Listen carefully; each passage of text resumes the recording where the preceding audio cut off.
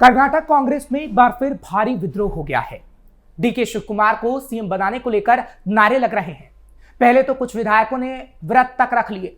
नवंबर के महीने में अगर सीएम नहीं बदला गया तो कर्नाटक कांग्रेस में धड़ाधड़ इस्तीफे तक हो सकते हैं, जिसके बाद सवाल सुलग रहे हैं कि क्या कर्नाटक कांग्रेस में बगावत की आग ऐसी उठेगी जो पूरी कांग्रेस को जलाकर राख कर देगी।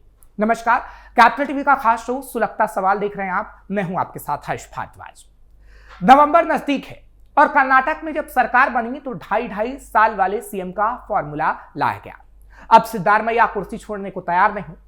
ऐसे में सवाल है कि क्या डीके शिव कुमार के समर्थक अब इस्तीफा देंगे? कांग्रेस में बगावत के सूत्रधार बनेंगे डीके शिव कुमार। बिहार चुनाव के बीच बगावत कांग्रेस को पहुंचाएगी नुकसान। सिद्धारमैया को समझाने में कामयाब होंगे राहुल।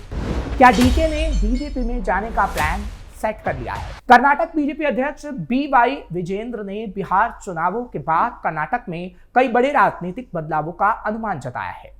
इस बीच उन्होंने मुख्यमंत्री सिद्धारमैया और उप मुख्यमंत्री डीके शिव कुमार के बीच सत्ता को लेकर तनातनी का इशारा किया और अब इस बात पर मुहर लगती हुई नजर आ रही है। नवंबर में कांग्रेस सरकार अपने 5 साल के कार्यकाल के आधे पड़ाव पर पहुंच जाएगी। ऐसे में राज्य में सत्ता परिवर्तन की अटकलें लगाई जा रही हैं और ऐसे में कर्नाटक सरकार में मंत्रियों के बयान भी सामने आ रहे हैं।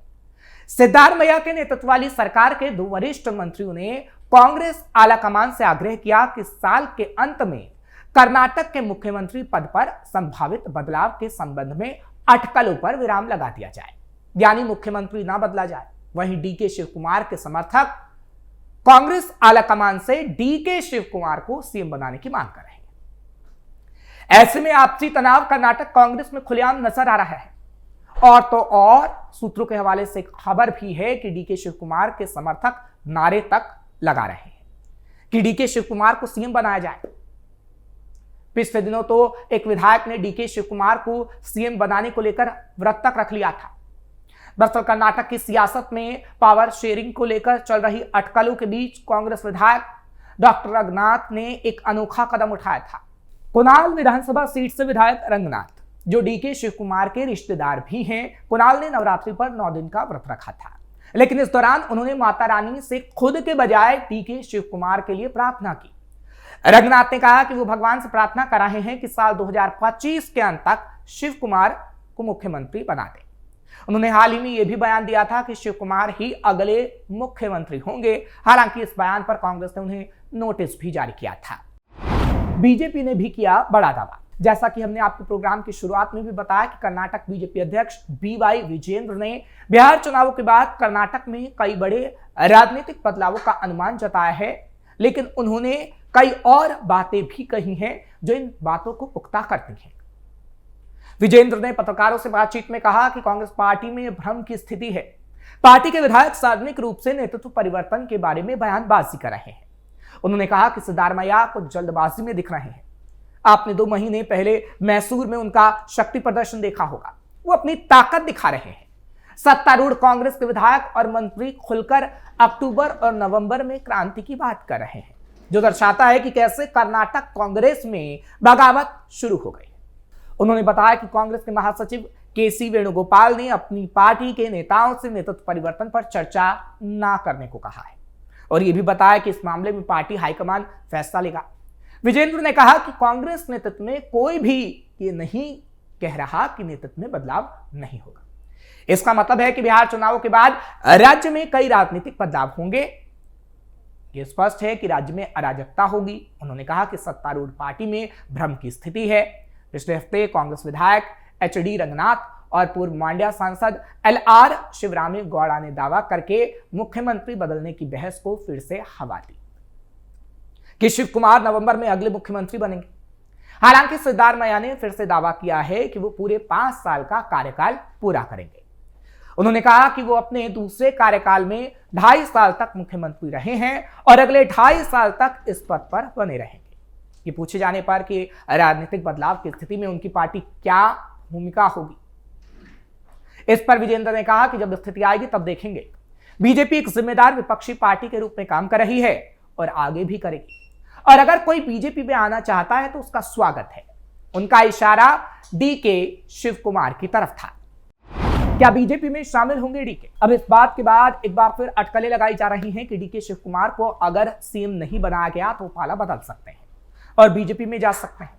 ऐसे कयास पहले भी लगाए गए थे जब उन्होंने आरएसएस की प्रार्थना नमस्ते सदा वत्सल्य मातृभूमि की 2 लाइनें गाकर सबको चौंका दिया था। दरअसल कर्नाटक के उप मुख्यमंत्री डीके शिव कुमार ने विधानसभा के अंदर आरएसएस की प्रार्थना गाई थी। यह तब हुआ था जब विधानसभा में बीजेपी विधायक आर अशोक ने शिव कुमार की ओर इशारा करते हुए जोर देकर कहा कि कर्नाटक सरकार को आरसीबी भगदड़ की जिम्मेदारी लेनी चाहिए। इस पर डिप्टी सीएम शिव कुमार ने कहा कि उन्हें बीजेपी की चालों के बारे में पता है। फिर उन्होंने बीजेपी विधायक के साथ बहस के दौरान आरएसएस के गीत की कुछ लाइनें पढ़ी। वीडियो सामने आने के बाद सोशल मीडिया पर लोग अटकलें लगाने लगे थे कि शिव कुमार जल्द ही बीजेपी ज्वाइन कर सकते हैं। इस वक्त शिव कुमार कर्नाटक के उप मुख्यमंत्री हैं। उन्हें कांग्रेस का संकट मोचक माना जाता है। मुख्यमंत्री बनने की उनकी हसरत तो है ही और आलाकमान ने उन्हें इसका भरोसा भी दिया था। चुनाव के बाद पार्टी का बहुमत आया तो मुख्यमंत्री के चयन में देरी हुई थी। सिद्धारमैया और शिव कुमार दोनों प्रबल दावेदार थे। तब चर्चा सुनाई पड़ी थी कि आलाकमान ने दोनों को आधे आधे कार्यकाल के लिए सत्ता सौंपने की बात कहकर संकट सुलझा लिया। तब शिव कुमार को संतुष्ट रखने के लिए पार्टी अध्यक्ष पद पर भी बनाए रखने का फैसला हुआ था। शिव कुमार को लेकर अटकलें 2 वजह से लग रही हैं। एक तो उन्होंने प्रयागराज में संगम में डुबकी लगाने के बाद महाकुंभ की व्यवस्था को भी सराहा था। दूसरे, ईशा फाउंडेशन के जग्गी वासुदेव के कार्यक्रम में वो अमित शाह के साथ मौजूद रहे। तीसरा, विधानसभा में आरएसएस की प्रार्थना गाई। राजनीति में कुछ भी असंभव नहीं होता। हालांकि कांग्रेस का एक खेमा इस सिद्धारमैया पर दबाव बनाने की रणनीति के रूप में देख रहा है। शिव कुमार ने भी अटकलों का खंडन न कर परोक्ष रूप से रहस्य को हवा दे दी है। वैसे ये तो कहा जा सकता है कि अभी कांग्रेस में कुछ भी हो सकता है और इस बात को तो खुद कांग्रेस विधायक तक कह चुके हैं। कांग्रेस विधायक एचसी बालाकृष्ण ने कहा था कि पूर्व मंत्री के एन राजन्ना पार्टी छोड़ने और बीजेपी में शामिल होने के लिए तैयार है। वहीं राजन्ना के बेटे और एसएलसी राजेंद्र राजन्ना ने कहा कि बालाकृष्ण खुद उन लोगों में शामिल हैं जो सत्ता और अपने नेता के लिए मुख्यमंत्री पद पाने के लिए बीजेपी में जा सकते हैं। राजेंद्र राजन्ना ने उप मुख्यमंत्री डीके शिव कुमार पर भी निशाना साधा। राजन्ना मुख्यमंत्री सिद्धारमैया के करीबी माने जाते हैं। शिव कुमार पर कटाक्ष करते हुए उन्होंने कहा कि राजन्ना ने विधानसभा में आरएसएस का गाना नहीं गाया। बचपन या जवानी में कभी आरएसएस शाखाओं में नहीं गए। राजन्ना की अपनी विचारधारा है, लेकिन डीके शिव कुमार ऐसा आसानी से कर सकते हैं। दूसरी तरफ कर्नाटक के बीजापुर से विधायक बसनगौड़ा पाटिल यत्नाल ने दावा किया था कि मुख्यमंत्री डीके शिव कुमार का एक पैर भारतीय जनता पार्टी में है।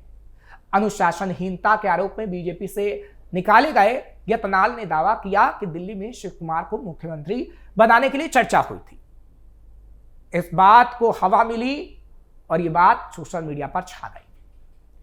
कर्नाटक के राजनीतिक हलकों में खासकर सत्तारूढ़ कांग्रेस के भीतर 2025 के अंत में मुख्यमंत्री के बदलने की संभावना के बारे में अटकलें लगाई जा रही हैं। इस मामले में सिद्धारमैया और शिव कुमार के बीच सत्ता साझाकरण समझौते का हवाला दिया जा रहा है।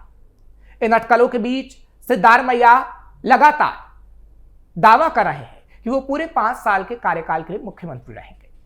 मई 2023 में कर्नाटक विधानसभा चुनाव के नतीजे घोषित होने के बाद मुख्यमंत्री पद के लिए सिद्धारमैया और शिव कुमार के बीच कड़ी प्रतिस्पर्धा थी। कांग्रेस शिव कुमार को मनाने में कामयाब रही थी और उन्हें उप मुख्यमंत्री नियुक्त किया गया था, लेकिन अब डीके ने बगावत की तो कांग्रेस में तहलका मच सकता है। और अगर कांग्रेस में तहलका मचा तो जाहिर सी बात है कि बड़ा नुकसान चुनावों के बीच हो जाएगा, क्योंकि नवंबर में बिहार के चुनाव होने हैं, तारीखों का ऐलान हो चुका है और नवंबर में ही कर्नाटक के अंदर बगावत की आग देखने को मिलेगी, क्योंकि सिद्धारमैया ने 2.5 साल का कार्यकाल पूरा कर लिया है और अब डीके शिव कुमार को 2.5 साल के लिए सीएम बनाने की बात हो रही है।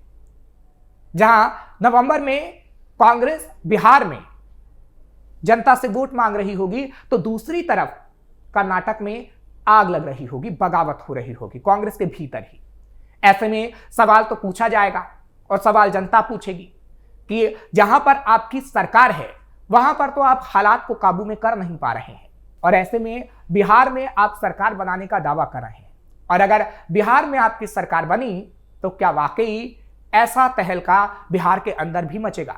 इसलिए जनता भरोसा कांग्रेस पे नहीं करेगी।